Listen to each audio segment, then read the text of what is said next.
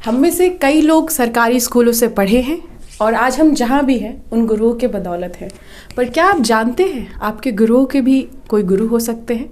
नमस्कार, मैं हूँ दीपशिखा पांडे और आज हमारे टॉक शो में हम बात करने वाले हैं उस गुरु की जिन्होंने कई गुरुओं को जन्म दिया है। आज उनके पढ़ाए स्टूडेंट्स देश के कई हिस्सों में बहुत ही सफल शिक्षक हैं और अपने तरीके से बच्चों का दिल जीत रहे हैं, अपनी शिक्षा से बच्चों का दिल जीत रहे हैं। मैं स्टूडियो में इनवाइट करना चाहूँगी अजय सिंह खरब को। Thank you very much sir for coming and giving your time. Thank you आपको और आपकी टीम को कि जिन्होंने यहाँ पर इंटरव्यू के लिए टाइम निकाला और आपके इस इंटरव्यू के माध्यम से, इस बातचीत के माध्यम से हम अपने साथियों तक पहुँचेंगे और उनको थोड़ा बहुत कुछ ऐसा बता पाएँ कि वो अपने जीवन में जिस ओर जा रहे हैं उस मुकाम तक पहुंच करके वो इस देश को बेहतर बनाने के लिए कुछ ना कुछ ज़रूर करेंगे। बिल्कुल सर, आपके बारे में मैंने काफ़ी सुन रखा है, पर मैं चाहूँगी कि आप अपने स्टूडेंट्स और बहुत सारे लोग जो आपको देख रहे होंगे उनको बताएं अपनी जर्नी के बारे में, आपने कैसे स्टार्ट किया सब कुछ। दीपशिखा, देखिए आपने स्टार्ट करने की जो बात कही है तो शुरुआत हो गई थी 2014 में। तो साथियों 2014 से लेकर के आज 2022 तक मैं लगातार पढ़ाने का काम कर रहा हूँ। जब मैं अपने कॉलेज में था, दिल्ली यूनिवर्सिटी के रामजस कॉलेज से मैंने पढ़ाई की है, तो उस दौरान ही मैंने ये सोच लिया था कि मैं एक शिक्षक के तौर पर काम करूँगा। और आज मैं ये महसूस करता हूँ, आज मैं ये पाता हूँ कि बहुत सारे बच्चे जो कॉलेज के दिनों से भी आगे निकल चुके हैं, यानी उनका कॉलेज भी पूरा हो चुका है, उसके बाद भी वो ये पता ही नहीं कर पा रहे हैं कि आखिरकार उन्हें ज़िंदगी में करना क्या चाहिए। तो आज के समय में जो एक समस्या अपने समाज में मैं पाता हूँ कि बच्चे ये डिसाइड नहीं कर पाते हैं, और डिसाइड ना कर पाना कि मुझे अपनी ज़िंदगी में क्या करना है, ये एक बहुत बड़ी समस्या है। क्योंकि बच्चे को अगर 18-20 साल की उम्र के आसपास तक अगर ये एहसास हो जाए कि मुझे बनना क्या है, तो वो अपनी ज़िंदगी का एक अहम समय जो कि लगभग 25-26 वर्ष की आयु तक उसका रहेगा, उसमें अपने आप को इतना तैयार कर लेगा कि वो आगे की ज़िंदगी में फिर अपने वो सब कार्य कर पाएगा जो उसने करने की इच्छा रखी थी। लेकिन अगर किसी बच्चे को 28-30 साल की उम्र के आसपास में ये समझ में आता है कि अब मुझे ये करना है, तो उसके बाद में फिर कहीं ना कहीं एक एनर्जी का लेवल भी कम हो जाता है, फिर बाकी जिम्मेदारियां भी उसके ऊपर परिवार की, समाज की आने लगती हैं, तो फिर वो ना अपनी लर्निंग उतने अच्छे से नहीं कर पाता है। और हम तो बेटा टीचर हैं, और तो टीचर को तो पहले सीखना होता है, फिर उसको सिखाना होता है। टीचर को ये नहीं कि सब कुछ आता है, टीचर भी पहले सीखते हैं, और कोई भी टीचर तब तक रहता है जब तक वो लगातार सीखता रहता है। तो आपने हम सभी ने देखा है कि शिक्षा के क्षेत्र में भी निरंतर बदलाव हो रहे हैं। अभी तक हमारे देश के अंदर हम लोग जो है 1986 में जो शिक्षा नीति आई थी उसके अनुसार काम कर रहे थे, लेकिन 2020 में दीपशिखा हमने देखा कि सरकार ने एक नई शिक्षा नीति हमारे देश में लागू कर दी है। तो शिक्षकों ने पहले उसको समझा, फिर उसके बाद में उसके अनुसार अब वो हमारे सभी साथियों तक अपनी बातों को पहुंचा रहे हैं, उनको पढ़ा रहे हैं, हम भी उसके अनुसार अब पढ़ा रहे हैं।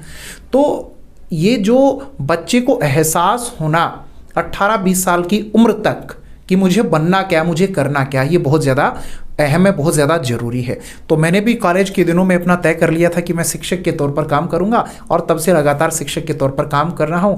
ऑफलाइन भी पढ़ाया, ऑनलाइन भी पढ़ाया, और आप लोगों को जिस तरह से ऑफलाइन ऑनलाइन जो भी पसंद है कमेंट करके बताइएगा। जैसा कि सर ने बताया, ये बात बिल्कुल सही है कि आज के युवा कंफ्यूज हैं कि क्या करना चाहिए। कई बार लोग बीटेक करके या ग्रेजुएशन करके डिसाइड करते हैं कि अब स्ट्रीम चेंज कर लेना चाहिए। तो मैं चाहूँगी सर आप ये बताइए कि जो कॉलेज स्टूडेंट्स हैं जो तुरंत 12th करके निकल रहे हैं या जो ग्रेजुएट्स निकल रहे हैं, वो कैसे डिसाइड करें कि उनका कौन सा करियर में स्टेप इन करना चाहिए? देखिए, इसके लिए ज़रूरी है कि उनके जो माता पिता हैं, उनके जो शिक्षक हैं, वो उनके लिए जो करियर अपॉर्चुनिटीज़ हैं उन पर अवेयरनेस प्रोग्राम वगैरह कुछ उन बच्चों के लिए लेकर के आएँ। हर एक स्कूल की मैं ये मानता हूँ कि जिम्मेदारी होती है, चाहे वो गवर्नमेंट स्कूल हो या प्राइवेट स्कूल हो, हर स्कूल की जिम्मेदारी होनी चाहिए कि वो अपने स्कूल में हर वर्ष करियर मेला आयोजित करे। और करियर मेला सिर्फ फ़ोटो खींचने के लिए ना हो कि सिर्फ वहाँ पर जो है करियर मेला है, बैनर वगैरह लगा दिए हैं, थोड़े वीडियोज़ क्लिप्स वगैरह बना दिए हैं कि हमारे स्कूल में ये भी होता है। नहीं, उस पर प्रॉपर काम हो, उस पर प्रॉपर बच्चों को इन्फॉर्मेशन, नॉलेज दी जाए कि ये सब करियर अपॉर्चुनिटीज़ आपके लिए रहने वाली भविष्य में चल के। और कहीं ना कहीं कमी यही है कि बच्चों को उस तरह से गाइड नहीं किया जा रहा है जो आवश्यकता है। बिल्कुल। जैसा सर ने पॉइंट आउट किया, करियर काउंसलिंग एक बहुत बड़ा सब्जेक्ट है और बहुत सारी यूनिवर्सिटीज़, कॉलेज और स्कूल इसको लैग करते हैं। बहुत ही अच्छा टर्म दिया सर आपने, करियर मेला। मुझे लगता है कि सरकारी स्कूलों, खास करके सरकारी स्कूलों में और अन्य भी स्कूल में ये ज़रूरी है कि इस कॉन्सेप्ट को लाया जाए, और ये काफ़ी पिकी नेम है, मतलब मुझे काफ़ी अच्छा लगा। मुझे लगता है और राज्यों में इसको लिया जा सकता है करियर मेला के तौर पे। जैसा सर आपने बताया, आप ऑनलाइन और ऑफलाइन दोनों मीडियम में पढ़ा रहे हैं। सर, कोविड के दौरान ऑनलाइन मीडियम बहुत बूम किया, बट अब बच्चे ऑफलाइन मोड पे जा रहे हैं।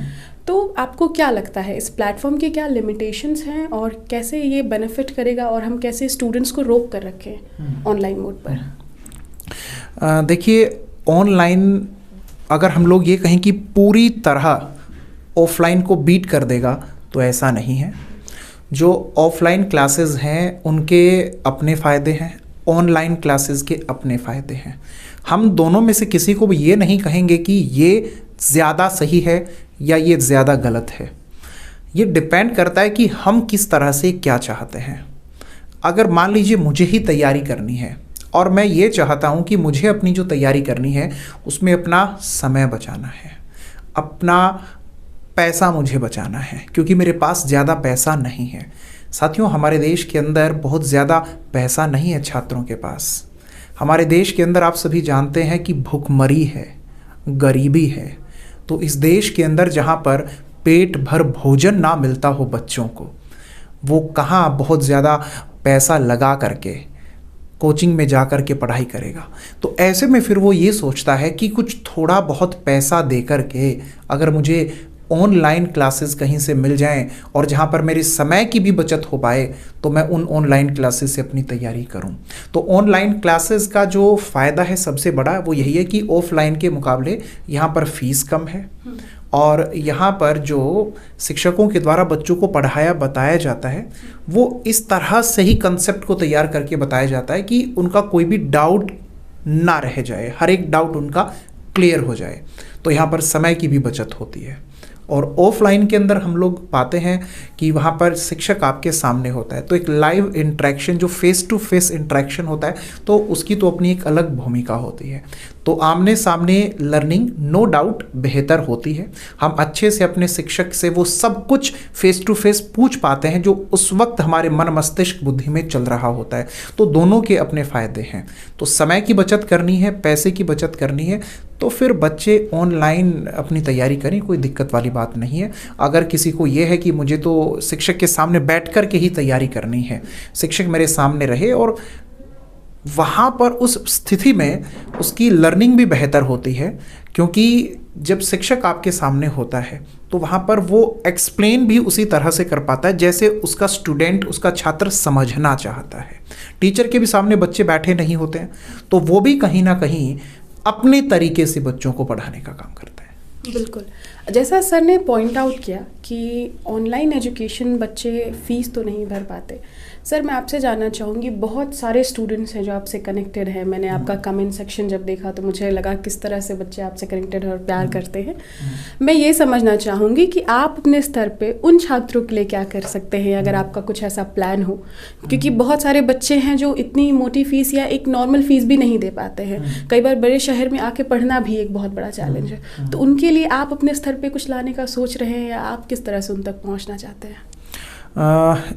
साथियों, हर एक इंसान को अपना निजी जीवन, सामाजिक जीवन जीना चाहिए। मैं ये नहीं कहता हूँ कि सिर्फ पूर्ण रूप से ही सामाजिक जीवन आप जिएंगे, और ये भी नहीं कहता हूँ पूर्ण रूप से आप निजी जीवन जो आपका है उसी को जिए।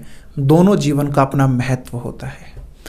मैं अपने निजी जीवन में कार्य करता रहा हूँ, आज भी कर रहा हूँ, आगे भी करता रहूँगा, और सामाजिक तौर पर भी मैंने अपनी ज़िंदगी के अंदर कार्य किए हैं, आगे भी करता रहूँगा। अब अपने समाज के लिए और ज़्यादा बेहतर मैं क्या कर सकता हूँ, तो इस पर मैंने सोचा है कि मैं हमारे देश के अंदर वो सब बच्चे जिनको करियर में वो क्या कुछ किस तरीके से कर सकते हैं, इनकी सही सूचनाएं नहीं हैं। कैसे वो अपने किस एग्ज़ाम को क्रैक कर सकते हैं, इनकी सही सूचनाएं नहीं हैं।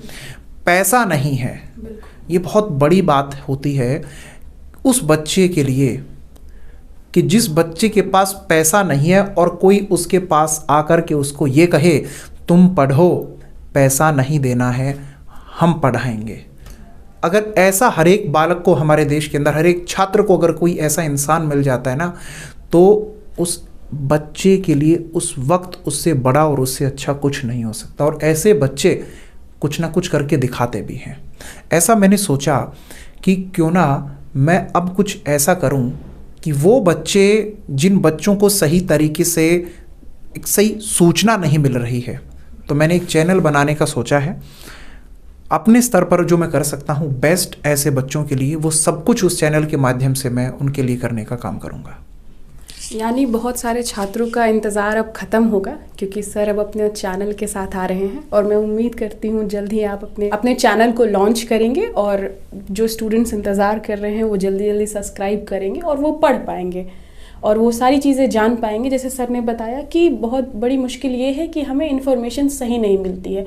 सर यूट्यूब पे तमाम चैनल हैं, हाँ। हर कोई टीचर बना हुआ है, वहाँ पे आप कैसे देखते हैं कि बच्चे कैसे सेलेक्ट कर पाएँ कि किस टीचर से पढ़ना चाहिए या किनका कंटेंट एक्चुअली में सही है? वो एक बहुत बड़ा चैलेंज है, तो उसको आप कैसे एड्रेस करेंगे अपने चैनल में? देखो, मेरा ऐसा मानना है कि जब बहुत सारी चीज़ें गलत होना, तो उसमें जो सही होता है उसके लिए ही अच्छा होता है। क्योंकि जो बेवकूफ़ बनाएगा, जो गलत सूचना देगा, जो आप लोगों का समय नष्ट करेगा, वहाँ आप एक बार ही जाएंगे, दूसरी बार जाने से बचेंगे। तो साथियों, अगर कोई आपका समय नष्ट करता है, आपको गलत सूचनाएं देता है, तो उन जगहों से बचने की जिम्मेदारी आपको लेनी होगी और सही सूचनाएं आपको जहां से मिल रही हैं उन लोगों के साथ में जुड़े रहने की भी जिम्मेदारी आपकी होगी। अब आपको ये पता कैसे चलेगा सही क्या है और गलत क्या है, वो भी समझिए। आप जिस भी परीक्षा की तैयारी कर रहे हैं, छोटा सा काम जो आप करने से बचते हैं, मुझे ये शिकायत भी है आप लोगों से कि आप खुद से कम मेहनत करना चाहते हैं और ये चाहते हैं कि मेहनत कम करें और उस कम मेहनत में हमें बहुत सारा कुछ मिल जाए। साथियों, नहीं मिलता है। मुझे 8.5 साल हो चुके हैं पढ़ाते हुए, ठीक है, और अभी ये भी पता है कि आगे का भी मेरा जो समय है उसमें भी मुझे पढ़ाना है। तो आज 8.5 साल पढ़ाते हुए हो चुके हैं, तब मुझे भी सब कुछ नहीं आता है। तो मेहनत तो देखो निरंतर करनी है, लगातार करनी है। तो आप जिस परीक्षा की तैयारी कर रहे हैं, उस परीक्षा का ऑफिशियल जो आपका सिलेबस रहता है उसे डाउनलोड किया करें, उसको अच्छे से पढ़ें, हर एक कॉन्सेप्ट का, हर एक टॉपिक का डिटेल्ड एनालिसिस करें और जो उस परीक्षा के आज से पहले पेपर हो चुके हैं उनको डाउनलोड करें, उनमें देखें किस तरह का प्रश्न आप लोगों से किया गया है। फिर आप जिस भी चैनल पर जा रहे हैं वहाँ जा कर के ये देखें कि जो हमारा सिलेबस है और जिस पैटर्न पर हमारे एग्ज़ाम होते हैं, क्या उस तरह से यहाँ पर पढ़ाया सिखाया जा भी रहा है या फिर यहाँ पर सिर्फ और सिर्फ अपना नाम चमकाने के लिए कुछ भी सूचनाएं गलत और सही आपको दी जा रही हैं। तो ये काम तो साथियों खुद से करना होगा, ठीक है। हाँ, मैं अपने तौर पर आप लोगों के लिए क्या कर सकता हूँ, वो मैं ये कर सकता हूँ कि जल्द ही जब मैं अपना चैनल लेकर के आऊँगा तो वहाँ से आप लोगों को एक शॉर्टी ज़रूर देते हैं कि यहाँ पर आपको सब कुछ एकदम सही और सटीक मिलेगा। जो वो इस तरीके के वीडियोज़ होते हैं ना, आग लगा देंगे, तबाही मचा देंगे, धुआं धुआं कर देंगे, उनसे तैयारी नहीं होती है बेटा। और ये मैंने जो एक चैनल बनाने के बारे में सोचा कि जहाँ पर एक सही जानकारी आप तक कम से कम पहुँचा दूँ, वो इसीलिए कि बहुत सारे ऐसे साथी रहे दीपशिखा जो लगातार कहते थे कि अजय सर, आप इस क्षेत्र के अंदर हमारे लिए अगर कुछ करें तो हम तक सही जानकारी पहुंचाने का कुछ कर दें। तो इसीलिए बस मैंने थोड़ा बहुत एक प्रयास करने का सोचा है और जल्द ही साथियों तक जो है नए चैनल का नाम अवगत करवाएंगे। हमने सोशल मीडिया पे पोस्ट किया था और कुछ सवाल आए हैं, जहां किसी ने पूछा था कि वो प्राइवेट नौकरी भी कर रहे हैं, साथ ही वो सरकारी नौकरी की भी तैयारी कर रहे हैं, तो किस तरह से टाइम मैनेजमेंट करें और पढ़ा कैसे जाए, क्योंकि इतना सब कुछ है पढ़ने को। तो उनके लिए आपके लिए क्या सलाह है? देखिए, वो प्राइवेट स्कूल में काम करते हैं, मैं ये भी नहीं कहूँगा कि वो अपनी नौकरी को छोड़ दें, क्योंकि दीपशिखा क्या होता है कि हर किसी की अपनी कुछ ना कुछ जिम्मेदारियाँ होती हैं और उसके लिए कुछ थोड़ा बहुत पैसा चाहिए जिससे गुजर बसर हमारा हो सके। अब वो नौकरी कर रहे हैं और नौकरी करते हुए समय निकालना, ये कहें कि बड़ा मुश्किल उनके लिए होगा, लेकिन समय निकालना तो पड़ेगा। समय निकाला कैसे जाए, उसके लिए मैं आपको एक छोटा सा काम करने के लिए कह रहा हूँ। आप ये देखिए कि आप अपने मोबाइल में पढ़ाई के अलावा कितना समय नष्ट कर रहे हैं, वहाँ से समय को बचाएं। आप ये देखें कि आप घूमने फिरने में कहाँ पर कितना समय ऐसा लगा रहे हैं कि जिसको बचाया जा सकता है। आप ये देखें कि आप कितना सो रहे हैं, क्या थोड़ा बहुत वहाँ से भी समय निकाल करके अपना समय बचाया जा सकता है। तो इस तरीके से थोड़ा थोड़ा समय जब आप अपना बचाने के प्रयास करेंगे तो रोज़ाना बहुत ज़्यादा नहीं तो 2 से 3 घंटे का समय आपका निकल कर जरूर आएगा। और मैं ये नहीं कहता हूँ कि आपको बहुत ज़्यादा एक दिन में पढ़ना है, आप थोड़ा थोड़ा पढ़ें, लेकिन रोज़ाना पढ़ें। तो रोज़ाना आप लोग 2 से 3 घंटे भी पढ़ लेंगे तो पेपर पास हो सकता है। लेकिन वो 2 से 3 घंटे का जो आप लोगों का पढ़ना है वो सिर्फ अपनी किताबों के साथ में इस तरह बीते कि आप हैं और आपकी किताबें हैं, बिना ब्रेक के। ब्रेक आ गया तो फिर बात नहीं बन पाएगी। क्या बात है, कंसिस्टेंसी बहुत इम्पॉर्टेंट है। हम जब भी किसी चीज़ की तैयारी कर रहे हैं या पढ़ रहे हैं, कहते हैं एक बेहतर शिक्षक आपको बहुत मोटिवेट करते हैं। और सर के बगल में बैठ के मुझे लग रहा है कि मुझे भी किसी चीज़ की तैयारी अब कर लेनी चाहिए, या मुझे लगता है मेरे सवाल ख़त्म ही नहीं होंगे। लेकिन मेरा आखिरी सवाल होगा सर, ऐसे तो मैं चाहूँ तो मुझे लगता है हम पूरे दिन बात कर सकते हैं और आप इसी ऊर्जा के साथ जवाब दे रहे होंगे। कैसा लगता है जब इतने सारे छात्र, इतनी सारी जगह से लोग आपको मैसेज करते हैं कि सर आज मैं जो हूँ आपकी बदौलत हूँ। मैंने आपका फेसबुक देखा, उस पर स्टूडेंट्स आके कमेंट करते हैं कि सर आपके बदौलत मेरा 30 में 29 आया सीटेट में, इस सेक्शन में। कैसा महसूस होता है? बहुत अच्छा महसूस होता है। अपनी ज़िंदगी को तो बेहतर हर कोई बनाना चाहता है।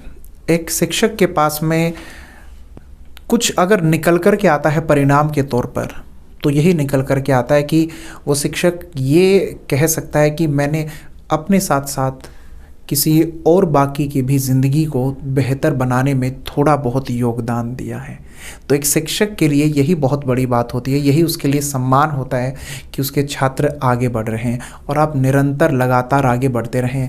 मेरे लिए तो सबसे ज़्यादा खुशी की बात यही है, क्योंकि साथियों जो शिक्षक होता है वो राष्ट्र निर्माण का कार्य करता है। आपने मुझे हमेशा बोलते हुए देखा होगा कि मैं हमेशा यही कहता हूँ कि आप जो शिक्षा जगत से जुड़े हुए हैं उसके लिए आपका धन्यवाद है।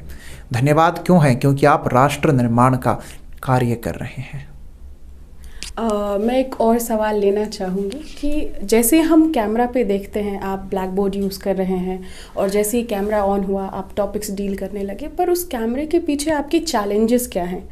आप एज अ टीचर अपनी पर्सनल लाइफ कैसे टाइम मैनेज कर रहे हैं? आपको क्या चैलेंजेस आ रहे हैं? क्योंकि हम लोग एक बहुत फ्लरिश्ड फेज देख रहे हैं कि सब कुछ अच्छा है, सर पढ़ा रहे हैं। आपके क्या चैलेंजेस हैं? देखिए, जो चैलेंजेस आ रहे हैं इस टेक्नोलॉजी के साथ में वो ये है कि हेल्थ बहुत इफ़ेक्ट हो रही है। जो भी ऑनलाइन काम कर रहा है, मैं सिर्फ अपनी बात नहीं कर रहा, मैं बाकी लोगों की भी बातें कर रहा हूँ, तो हेल्थ बहुत इफ़ेक्ट होने लगती है। तो हम हमारी हेल्थ को अच्छा रख पाएँ, कहते हैं कि हेल्थ इज़ वेल्थ। अगर हम शारीरिक और मानसिक तौर पर अगर सही रहेंगे तो अपने काम को अच्छे से कर पाएंगे। तो रोज़ाना हम लोगों को थोड़ा बहुत योगा, प्राणायाम या जिस भी तरह से हम लोग एक्सरसाइज करना चाहते हैं उस तरह से अगर कर लें तो ये हमारे लिए सही होगा। हाँ, समय की इसके अंदर थोड़ा सा ये रहता है कि ज़्यादा देना होता है, समय ज़्यादा लगता है। और बाकी मेरे प्यारे साथियों, ऑनलाइन या ऑफलाइन दोनों में से कोई भी गलत नहीं है, दोनों सही हैं। और आप सब प्यारे साथी भी यूं ही लगातार अपनी तैयारी करते रहिएगा। आपकी तैयारी रुके ना, बेहतर तैयारी हो, इसे लेकर के मैं दीपशिखा जी को कहना चाहूँगा कि लगातार वो इस तरह के इंटरव्यू बाकी सब और अन्य लोगों के साथ भी लेकर के आती रहें, ताकि आप, मैं, हम सभी साथ में मिलकर इस देश को बेहतर बना पाएँ। मैं निशब्द हूँ।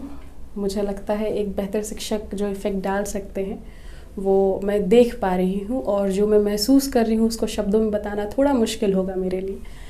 तो मुझे लगता है कि अगर आपको जीन पियाजेट, ब्लूम टैक्सोनॉमी या कोई और CDP की थ्योरीज डराती हैं, तो जैसा कि यूट्यूब पे सबने आपको नाम दिया है CDP किंग, मुझे लगता है सर की वीडियोस आपको बहुत हेल्प करेंगी।